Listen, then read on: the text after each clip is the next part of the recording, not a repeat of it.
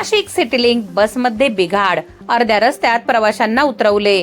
पावसात प्रवाशांचे हाल, जाणून घेऊयात सविस्तर वृत्तांत. नाशिक रोड रेल्वे स्टेशनवरून प्रवाशांना घेऊन निघालेल्या सिटीलिंक बसमध्ये उपनगर परिसरात अचानक बिघाड झाला. बसमध्ये तांत्रिक समस्या निर्माण झाल्याने चालकाला बस पुढे नेता आली नाही. अखेर प्रवाशांना अर्ध्या रस्त्यातच बसमधून उतरवण्यात आले. यावेळी परिसरात पाऊस सुरू असल्याने प्रवाशांना मोठ्या गैरसोयीला सामोरे जावे लागले.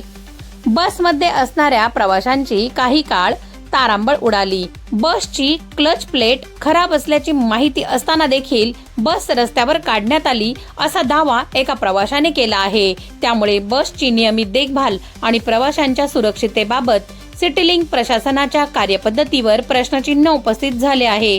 क्लच प्लेट खराब असल्याची माहिती असताना देखील बस रस्त्यावर कशी काढण्यात आली? प्रवाशांच्या सुरक्षिततेची जबाबदारी नेमकी कोणाची, असा सवाल प्रवाशांमधून उपस्थित केला जात आहे. शौर्य रणरागिणी न्यूज साठी ब्युरो रिपोर्ट, नाशिक.